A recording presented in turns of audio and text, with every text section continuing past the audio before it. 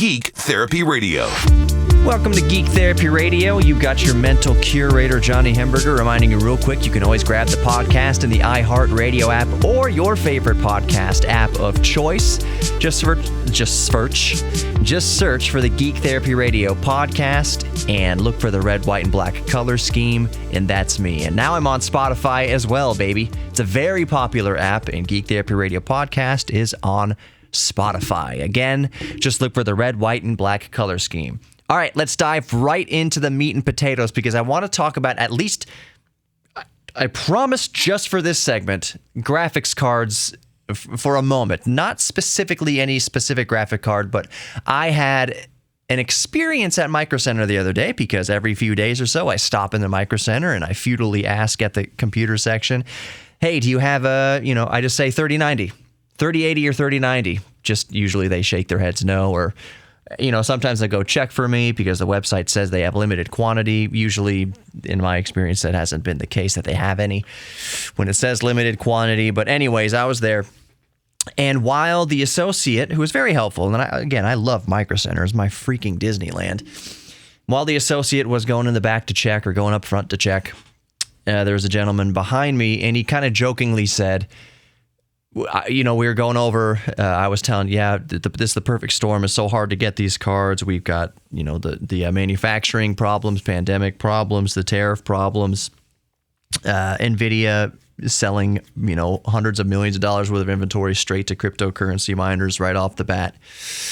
And the guy behind me kind of jokingly said, well, maybe Biden will lift those tariffs and ease that a little bit. And I kind of joke, yeah, well, maybe he will.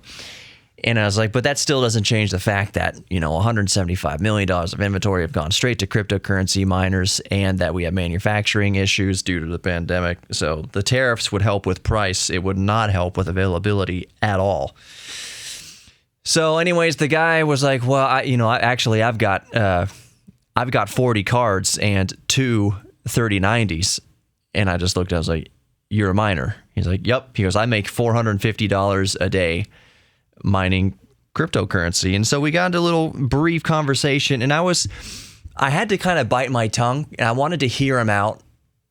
And I kind of had my mind not changed, but things were brought to light. This is one reason why you have conversations with people. This is one reason why you have conversations with people who, on the surface, you'd think you would just immediately disagree with. You almost don't want to hear their side of it because you don't want to hear anything of their side that's going to make you say, oh, well, that's true.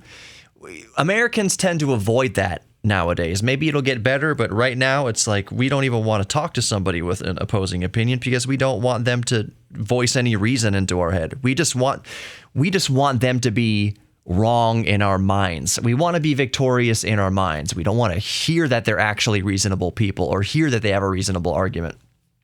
So anyways, I talked to him about cryptocurrency mining. He's like, yeah, I've got 40 cards, two 3090s, and they're running all the time. I make $450 a day. I asked him, when did you get into cryptocurrency? He goes, the last time it tanked, what is it, like 2017 or 2018 when it tanked? That's when he got in. And I was like, when do you think you're going to get out? He says, next time it tanks, I'm getting out. And that was a little bit of perspective. Granted, my polling was only this one person for a few minutes at Micro Center. We will see a flood of graphics cards to hit the market again at ridiculously cheap used prices, just like happened a few years ago where you could get like GTX 1060s for like under $100 because the last time cryptocurrency tanked, we had GPUs flooding the market. These are used GPUs. These are GPUs that have been running 24/7 for months and months at a time. But they are cheap, and it's kind of use at your own risk. I haven't heard of these cards being much more unreliable than a normal card. But anyways, we will see a flood of the market again to some degree of these GPUs when cryptocurrency falls again, when it goes down.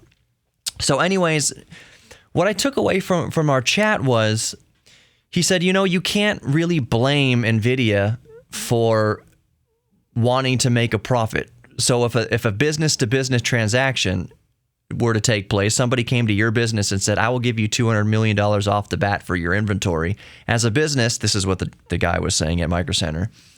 the customer. He's like, as a business, you would take that all day long. And I was like, yeah, I can see your point there. It's still, at the end, what it means is that I need one for work, and a lot of us need it for work, not even counting gamers. Some of us need it for our jobs, and we can't get them. And he said, cryptocurrency mining is my job. And it made me realize, and I was like, that's true. That's true. And then it made me realize, he said, I don't work for NVIDIA or AMD or any graphics card maker. I'm an individual. I sat here and waited in line every day to get my hands on the one graphics card per customer only that they have the restriction on these cards. And I put in my time. That was how that was work, waiting for hours and hours and time outside to get these cards just along with everybody else. And I said, you know what? See, that's true. In my heart, I was like, I don't want to agree with any of your reasoning.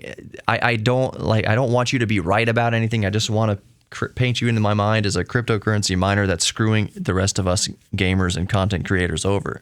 But then when he said, I'm not part of NVIDIA, I waited in line with everybody else. And I was like, you did it. You did it fair and square. That's true. Most cryptocurrency miners do it fair and square. They aren't the scalpers. The scalpers arguably screw people over. But hey, I was like, dude, if you waited in line just along with everybody else, let's say the person in front of you got their 3080 or their 3090 or whatever, took it home and wanted to play, I don't know, CSGO at 5,000 frames per second in 4K, and then you came up behind him and you wanted to use your graphics card to mine cryptocurrency, you're just a customer like anybody else. And as long as you did it legitly, I guess I got no beef with that. In a way, I'm kind of jealous. $450 a day. That is some serious cash that you were just letting these machines run, and it's just, you're raking in the dough. He's like, yeah, it was pretty great. So I guess I realized that individual cryptocurrency miners aren't I would argue that you can't blame them for doing anything shady. If they purchase the card with their own money or cards with their own money, they can do whatever they want with it, I would argue. I get that part of the argument. It just sucks for the rest of us who also need it for a different kind of work that we can't get it, and part of the reason is cryptocurrency miners. Mostly at the end of the day, it comes down to the pandemic and manufacturing issues. That's really the whole culprit with graphics cards. We'll talk about some other things. Coming back, more Geek Therapy Radio. Don't go anywhere. Subscribe to Geek Therapy Radio Podcast in your favorite podcast app, and we'll be right back. Welcome back to Geek Therapy Radio. You've got your mental curator, Johnny Hemberger, reminding you, like I'm going to do at the beginning and end of most of these segments, grab the podcast, Geek Therapy Radio Podcast, in your favorite podcast app, now including Spotify. Just look for the red, white, and black color scheme, and you got me. So in this segment, at least, I want to talk about the Delorean motor car. Every once in a while in Geek Therapy Radio, I talk about the Delorean, not just my Delorean and adventures in Delorean ownership over the past it's going to be 21 years this year that I've owned the Delorean. Wow. So not only do I talk about my adventures with the Delorean, like I recently upgraded the cooling fans, I recently replaced a couple of the coolant hoses. What else did I do to it recently? I've done a few things over the years. I think that's it. Oh, I added the solid state relays. Oh, like the fan control relays. Awesome. They're such awesome upgrades. One of the Achilles heels of the DeLorean, and there's really not very many Achilles heels. They're just the Achilles heels that it does have are pretty major. So the engine is not very powerful. The engine's way in the back, the radiator's way in the front, and there's a lot of plumbing in between, meaning cooling is always an issue in a rear engine car, especially if it's liquid cooled. What's the other Achilles heel? Electrical. So, for instance, the cooling fans, the stock cooling fans, and one reason why I replaced the cooling fans with modern cooling fans is, one, for increased airflow, two, modern cooling fans pull a fraction of the current and the initial surge current of old cooling fans. And that's the same for any car. Old cooling fans are terrible. Modern cooling fans are so much better in every way, shape, or form than stock old cooling fans from the 60s, 70s, and early 80s. So I replaced the cooling fans. That has significantly, that's probably one of the biggest draws on the electrical circuit of the DeLorean is those cooling fans. They drew so much current, so much initial current to start the cooling fan motors that it would often trip the breaker, and the cooling fans would shut off as soon as they came on, and that one of the things that contributed to the overheating issue. So anyways, I took care of all that. It was like $400 grand total to completely fix that Achilles heel of the DeLorean. So the other Achilles heel is, of course, the engine, and this is what I want to get at. The engine itself is not... So the DeLorean is mythically known as being the super unreliable car, and I understand part of the reasoning behind that. I just mentioned the Achilles heel of the coolant system and the electrical system, which are actually tied one and together. The electrical has to do with the cooling fans. The cooling fans have to do with the overheating. It's all a one and the same Achilles heel with the DeLorean. But the engine itself, the PRV V6, I did a video of this. I'll put a link in the podcast description of whether or not the DeLorean is actually unreliable in the case I make for it. The engine itself, the PRV V6 in the DeLorean, is severely underpowered. Now, for those of you who are not well-versed in history, or especially automotive history, the early 80s, late 70s were arguably the worst time ever for cars across the board. So the DeLorean, for instance, gets dogged nowadays, 8.5 seconds, 0 to 60. That's terrible. Well, yeah, your modern minivan is faster than that. You're absolutely right. Technology has progressed. Back in 1981, by the way, the DeLorean is officially 40 years old this year. Amazing. Back in 1981, 0 to 60 of 8.5 seconds was way faster than most cars. Most cars on the road. Go back and look at old Road and Track or Motor Weeks on YouTube, retro Motor Week episodes on YouTube, which is one of my favorite YouTube channels ever now, these retro reviews. You know, you have the announcer saying, a very brisk 0 to 60 time of 15 seconds means that you're not going to be stranded getting up to speed on the freeway. And then the next sports car with a neck-breaking 0 to 60 time of 11.5 seconds and a quarter mile time of 23.7 or whatever. Like those, speed was so relative. So when most cars on the road were doing 0 to 60 in double-digit times, you know, anything below 20 seconds back in those days was considered pretty brisk. So a DeLorean doing 8.5 seconds, yeah, by modern times, that's a dog. By even 1981 times, that was pretty quick. A Porsche 911 was doing around 6 seconds, which by any stretch of the imagination, by any era, 6 seconds 0 to 60, even a sub 6 second 0 to 60 is still very fast in modern times. But Porsche was not subject to the EPA regulations of the United States at that time. So the PRV V6, which in other vehicles could be tuned up to over 850 horsepower and still holds the all-time straightaway top speed record at Le Mans of over 200. Is it 250 something? It's well over 200 miles per hour. The same engine as in the DeLorean, but obviously internally strengthened and tuned and force induced and all that stuff. So the PRV engine itself has a pedigree. It's won rallies, holds a top speed record at Le Mans, but its iteration in the DeLorean was strangled by the EPA. The European spec DeLoreans, the DeLoreans that were shipped to Europe from Ireland, well, Ireland is arguably part of Europe, blah, blah, blah. The ones that stayed in Europe got over 160 horsepower, which is way better, way better. But the ones that got shipped to the United States had the ride height raised. It looked like the car was on stilts, and the engine was severely underpowered, restricted, like asthmatic because of the U.S. EPA regulations, oil crisis, all that stuff.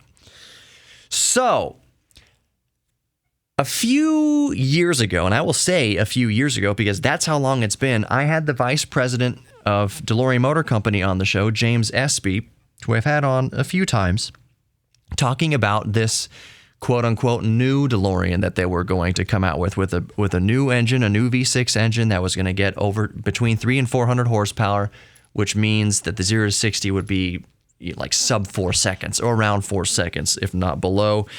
Get kind of modernized components, modernized suspension, modernized electronics.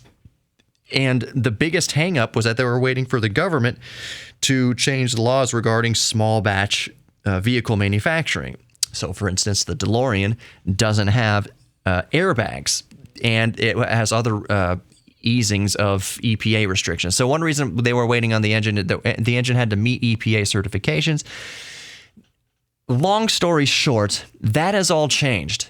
It was such a long, drawn-out nightmare waiting for all these things to perfectly align. Then the pandemic closed some of the companies that they were working with, some of the suppliers that they were working with to make this new DeLorean, quote-unquote, happen, new old stock DeLorean happen with modern components, basically, is what it was.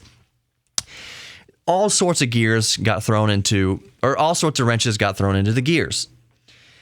Now, DeLorean Motor Company is hinting, and I will reach out to James and Steven, the president and vice president of DeLorean Motor Company. I'll reach out to them and hopefully have them on again in a very, very near future episode of Geek Therapy Radio to get it straight from the horse's mouth. They are rethinking this new DeLorean concept with something that makes all the sense in the world to me. Electric. Just make any new DeLorean that they have planned electric. Of all the retro vehicles in the world to electrify, to do a retro, what do you call it? A resto mod and convert to electric, the DeLorean is arguably the most perfect car ever in the history of vehicles that people would understand. Well, it makes all the sense in the world to convert a DeLorean 1.21 gigawatts to electricity. I think a lot of purists would okay it. They say, like, if you're going to convert anything with the DeLorean, convert any car to electric, the DeLorean is the perfect candidate, the absolute perfect candidate. So there are rumors, and I will get more of this from DeLorean Motor Company themselves in the near future. There are rumors that this new DeLorean is just, they're going to completely go away from the idea of sourcing an ICE engine, an internal combustion engine. For one thing, the engine they had sourced is going out of production, and that's another gear or another wrench in the gears. But they're going electric, which for me is amazing. Now, those of you who are maybe up to date on the DeLorean and stay up to date on the DeLorean and the DeLorean Motor Company, you know that they've tried an electric DeLorean in the past. It's like 2012. Whatever happened with that? Anyways, more Geek Therapy Radio coming up. Don't go anywhere.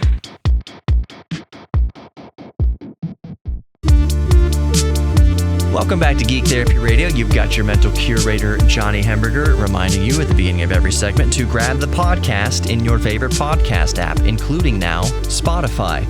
Just search for the Geek Therapy Radio podcast and look for the red, white, and black color scheme, and that is this show. All right, in the previous segment, we were talking about an electric DeLorean. That seems to be what the DeLorean Motor Company in Texas, right here in Humble, if you're in Houston, that's where DMC Texas seems to be taking any kind of new plans for new old stock DeLorean conversions. So back in 2012, around that era, just after 2010-ish, you may remember some buzz if you were abreast of this, if you keep your finger on the pulse of DeLorean. Maybe some of you were out there. You know that they've been working on an electric DeLorean, or they were in the past. A 10-year, a little less than 10 years ago, there were a lot of rumblings around DeLorean Motor Company and even the car community in general that DMC Texas was working on an electric DeLorean. This was exactly the same time as the Tesla Model S came out. So there was a lot of buzz around electric cars, part and parcel with the buzz of DeLorean going electric and following this new electric car trend. That original electric DeLorean idea kind of fizzled out in the wake of this new idea to resto mod DeLoreans with a 300 to 400 horsepower V6 engine. And like I mentioned in the last segment, that all didn't pan out. not the least of which to blame is the pandemic and suppliers going out of business. So DMC, there's rumors around DMC that they're throwing that whole idea out the window, and they are just going to embrace a fully electric future for any new Resto Mod DeLoreans. And I want to give my personal opinion on that, especially as an owner. So part of me has, not the entirety of me, but part of me has always kind of cringed a little bit at people converting their DeLoreans into the time machine, not appreciating the car for what it was or the individual history of the car. Now, on the flip side, I completely understand why. I cannot fault somebody who has the means and the funds and the desire to do so, to own a movie star, to convert the car to what is so fond to them from their childhood. I get it. The car purist inside of me, though, kind of cringes a little bit, but it's their money. They can do whatever they want. To me, it's another DeLorean mutilated, basically. And I know that's being extreme, and maybe I'm being pedantic about it, but that's kind of part of me feels like that. I'm just got to be honest with you. Another part of me feels, okay, I'm cool with you mutilating another car because that means mine goes up in value a little bit more because people are going to want original, unaltered DeLoreans, and year after year, the value of mine goes up because they get a little bit more rare and more rare, or at the very least, there's not more of them. You can argue that, oh, well, the new DeLoreans, they make new old stock. Well, it's not really. They're using original parts. For the most part. There are some new manufactured parts, but most of the parts used on these new quote-unquote DeLoreans are called new old stock. It's just they're parts that have never been used on a DeLorean. So when the DeLorean Motor Company went under, a little history lesson here, they had produced about 9,000 cars, 8,500 to about 9,000. Those are the estimates of total amount of vehicles that came out of the DeLorean Motor Company in Ireland. They had enough parts to make tens of thousands of more cars. So if there's 85, let's just say there's 8,500 DeLoreans in the world, there are something like 10,000 more left doors and 10,000 more right doors and 10,000 more frames and 10,000 more engines. Those aren't exact numbers, and those numbers may be way off, but you get what I'm saying. There are more parts to make more DeLoreans than there are completed DeLoreans in the world. So imagine you shut down the Toyota factory today and they're making a Toyota pickup truck. You could say, well, Toyota made X amount of pickup trucks by the time they were shut down. But all those parts still exist in the factory that will never be assembled into Toyota pickup trucks. So you have all the parts to make a Toyota pickup truck, just not a factory putting those parts together. So the same thing happened with the DeLorean, and that's why the DeLorean Motor Company exists in its form today here in Texas and around the world in satellite facilities, is because there are enough parts left over to kind of put new quote-unquote DeLoreans together. So there's 0-mile crate engines still in the box, never used engines that they can put in these cars and tune up and whatever. So, but really, there's no more original 1981, 82, 83 DeLoreans being made. What exists right now, those 8,500 are original only once, and every time one of them gets chopped up and things bolted to it and cut into it to make it make it the time machine, it's like, you know what? It hurts to see that happen to some degree. I understand the nostalgia of it, though. But as an owner, it also kind of makes me say, well, thanks for doing that, because now mine is all the more valuable and rare, because a lot of them are just getting chopped up. Anyways, I say all that to kind of preface my initial feelings to this idea of making any new DeLoreans. Let's just call them, for sake of argument, new DeLoreans. For making any new DeLoreans electric, or at least having the option to make them electric. So a 2022 electric DeLorean, let's just say. It's given a new VIN number, it's registered as a new car, it's got a VIN registered for the first time in 2022. Let's call it 2022 electric DeLorean. Now, I am not saying at all that there will be a 2022 electric DeLorean. There was supposed to be like a 2016 new DeLorean, but as I just mentioned in the past segment, that didn't happen. So this is all subject to an infinite amount of hurdles. And this is why I want to get James Espy on the show in the very near future, the vice president of Delorean Motor Company, to talk about this. But I am just personally, it's just my opinion, I'm okay with this. I think it's really, really cool. And if I had the money and the storage space to do it, let's just say I was just rocking. I was just baller status, and I lived in a tiny little house, and then I had a 45 car garage and $1 billion, a billion with a B, $1 billion. I would be first in line on the list to buy an electric DeLorean. First in line. I wouldn't. They're going to be expensive. There's no part of me that expects, if Delorean Motor Company is planning to make electric DeLoreans, there's no part of me that expects this to be less than $100,000. I would be gobsmacked if the projected quote was below $120,000. That's my kind of estimate, is between $100,000 and $120,000, possibly an outlier figure of $90,000, but I'm going to take that off the table again. I don't think there's any way it's going to be under six figures. DeLoreans appreciate, and if you want to go find a pristine example DeLorean, you are paying close to $70,000 for it now.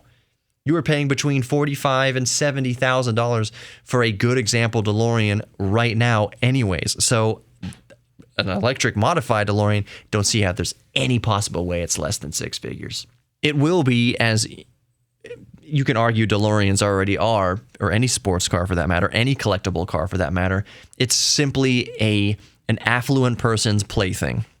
I'm not going to say rich person, but an affluent person plaything. You're not going, nobody's going to buy, almost nobody. You will have some eccentric people that will absolutely do this, and I would 100% be that eccentric person if I was in this category.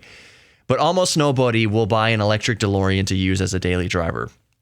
DeLoreans, the form factor is just not conducive to daily driving unless you are just a single person, or at least you are married and don't have kids.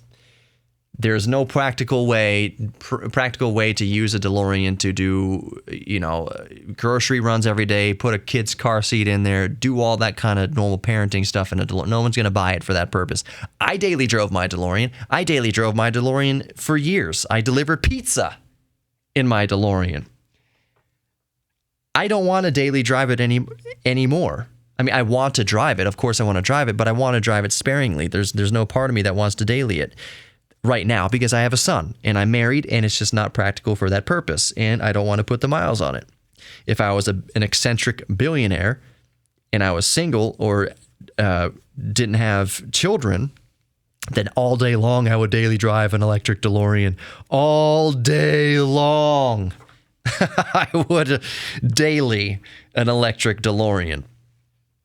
So I think it's really, really cool. And like I mentioned in the previous segment, of any car in the universe that people would give a pass to electric conversion, the DeLorean makes the most sense in the entire world.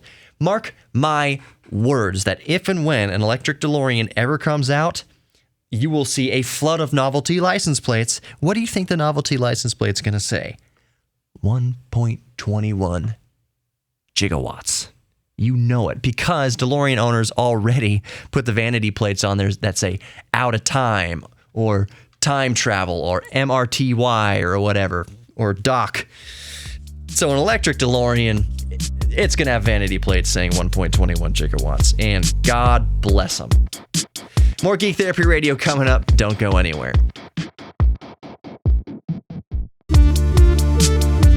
Welcome back to Geek Therapy Radio. You've got your mental curator, Johnny Hemberger. Grab the Geek Therapy Radio podcast in your favorite podcast app, including Spotify now. Just search for Geek Therapy Radio podcast and look for the red, white, and black color scheme. And that's it. That is this show with yours truly, Johnny Hemberger, your mental curator.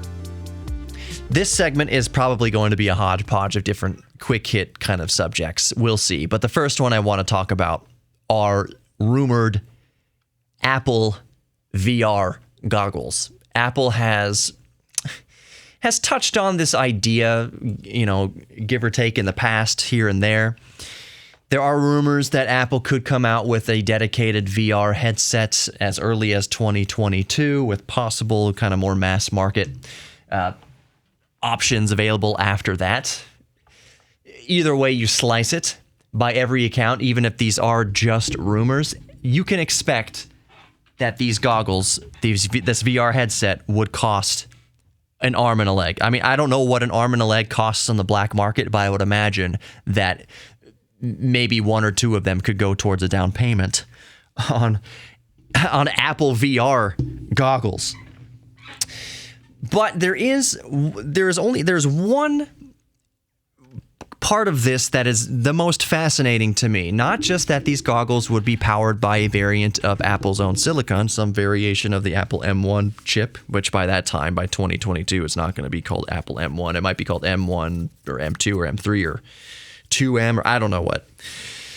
But it's going to be based on their Apple silicon. We can all assume that, and we can assume that's going to be very expensive. But the most kind of fascinating part to me is there's this speech, this language in here, in this rumor mill, that it would alleviate a constraint that I and anybody else who wears prescription glasses feels every time we use a VR headset. We already have something that weighs, an ounce or two, at least many, many grams, for me at least, my thick Coke bottle glasses. There's already something heavy hanging off my face every day. Then you strap on the headset, not to mention the cumbersome nature of trying to fit your glasses in the headset and then get everything focused. And then there can be some streaks and glare if your glasses aren't perfectly clean in there. VR for people who wear glasses is just one of the many hurdles VR has had to jump to gain any sort of mass adoption of VR. So the most interesting thing in the verbiage of the Apple VR headset is that one of the reasons why they would be such a premium price is that if you do wear glasses, you could option for prescription lenses in the VR headset itself. That would be amazing. That would be innovating. And I would love to try that. Apple, love or hate Apple, there are some things that they do that trend set. So there aren't things. Apple doesn't hardly invent anything new, but Apple takes things that have been invented and then they package it and put it all together into something that's ultimately and arguably, depending on who you ask, better or more preferable than the competition.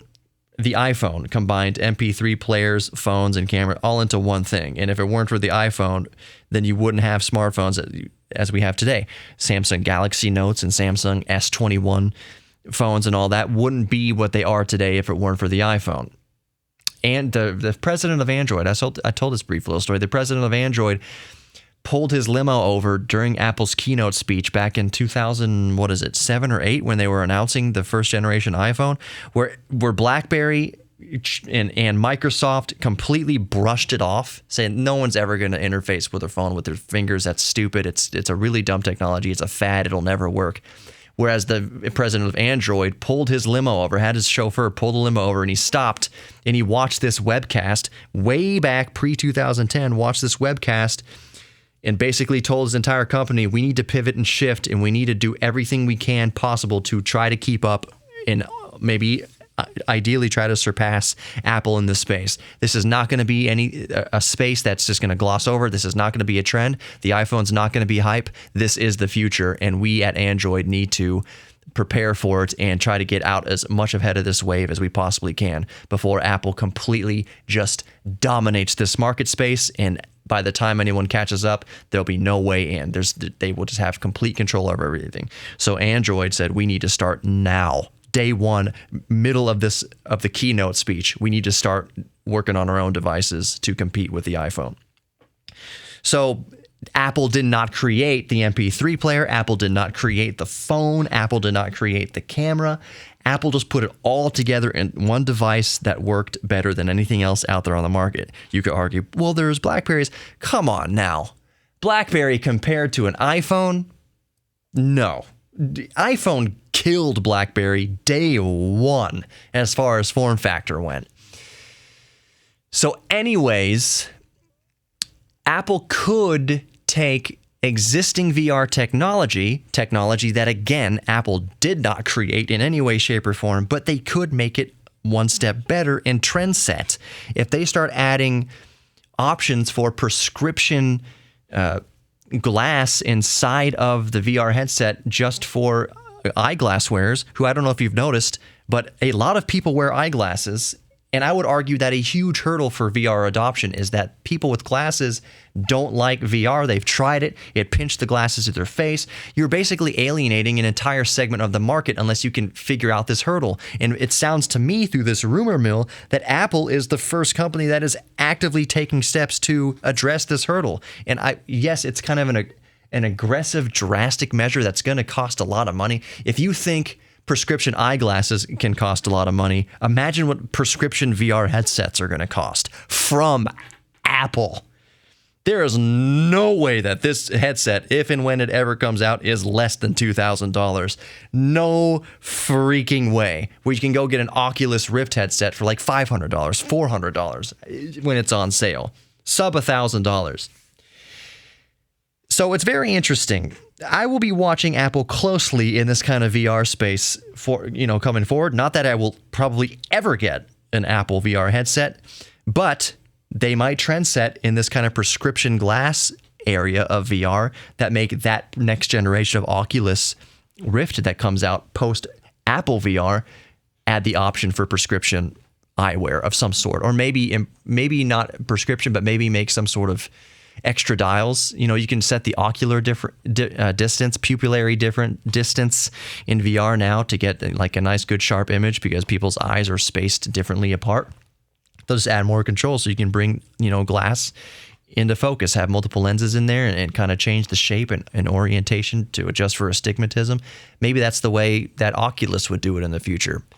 But just like industry switching to ARM processors, it takes a giant trillion-dollar company like Apple to kind of set that trend. Not invent anything, just take what exists and apply it in a way that is revolutionary. Apple didn't, yeah,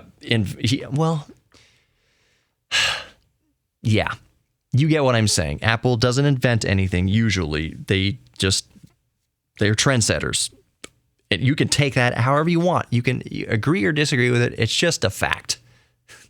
I bring it back around to smartphones would not exist the way they do today if it wasn't for the first generation iPhone. Straight up. The iPod was a better MP3 player.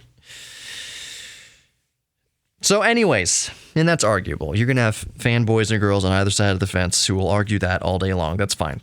Whatever. You can't mention Apple without getting into that flame war. The last thing I wanted to mention is a few weeks ago, there was a few people complaining that their text messages weren't going through. I myself experienced this here in Texas at least, and it's probably happened in a lot more areas of the world. Text messages weren't going through, calls weren't getting connected. The sun's rays can interfere with electrons on a microscopic scale within your chips and devices and really screw up your connections. What happened recently is a gigantic gamma ray burst from tens of a magnetar 13 billion light years away. The wave reached Earth and basically screwed up our communications. Isn't that so cool that a freaking magnetar 13 billion light years away can drop our text messages? I think that's one of the coolest things in the world. You are worthy of love. Thank you so much for listening to Geek Therapy Radio. Take care. If you'd like to sponsor Geek Therapy Radio, just go to geektherapyradio.com and let's talk.